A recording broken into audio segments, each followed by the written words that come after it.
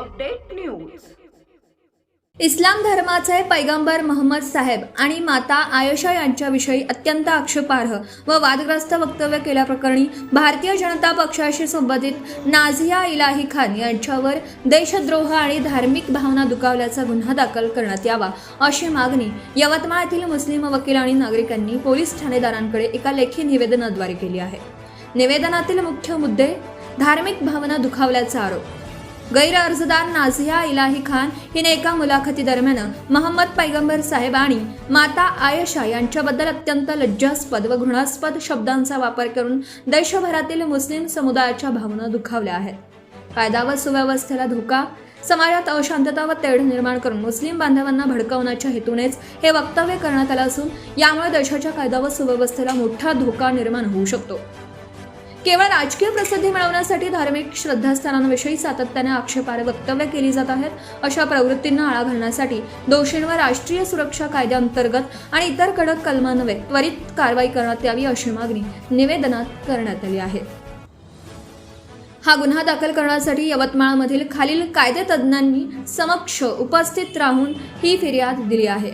Advocate Imran Deshmukh, advocate Altaf GM Khan, advocate Shadab Sayyed, advocate Tausif Ali, advocate Shoaib Shaikh, advocate Mudassar Shaikh, advocate Wajahat Ali, advocate Rahil Mohammad, advocate Atul Wagh, advocate Sayyed Tausif, advocate Saqibuddin, advocate Shahadab Shaikh उपस्थित होते।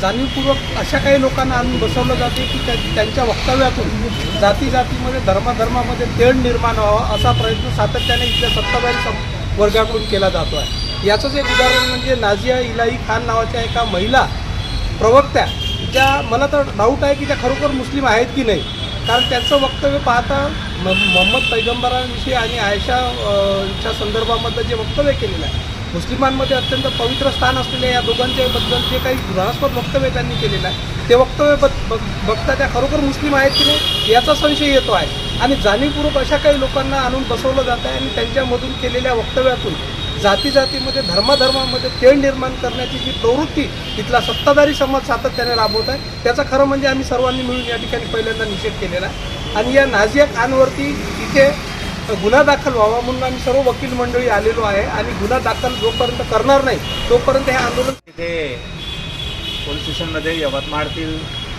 सर्व वकील मंडळी या कारणास्तव जमा झालेली आहे की 1-2 दिवसापूर्वी एक नाझिया हा नावाची एक महिला जी स्वतःला भारतीय जनता पार्टीची कार्यकर्ता सांगते, तिने एका मुलाखतीमध्ये मोहम्मद पैगंबर आणि माँ आयशा यांच्याविषयी अत्यंत घाणेरडे आणि घृणास्पद शब्दांचा वापर करून त्यांचा अपमान केलेला आहे। सध्याच्या काळामध्ये जे सत्तेचं राजकारण किंवा राजकारण सुरू आहे त्यामध्ये एक असा फॉर्म्युला अडॉप्ट करण्यात येत आहे की मुसलमानांविषयी, त्यांच्या धार्मिक स्थळांविषयी किंवा त्यांच्या धर्मगुरूविषयी काहीही बोलायचं, काही अपशब्द वापर करायचे आणि प्रसिद्धी मिळवायची। यांचं मनोबळ यामुळे वाढलेलं आहे की यांच्यावर कुठल्या प्रकारची कठोर कारवाई शासन करत नाही आहे। जोपर्यंत शासन यांच्यावर कारवाई करणार नाही तोपर्यंत अशाच प्रकारचे जे घाणेरड्या वृत्तीचे जे लोक आहेत जे आपल्या समाजामध्ये अराजकता निर्माण करण्याच्या हेतूने आणि बंधुभाव हे धोक्यात आणण्याच्या हेतूने असे स्टेटमेंट करतात, तर त्यांचं जोपर्यंत कारवाई होणार नाही तोपर्यंत हे कधी थांबणार नाही आहे।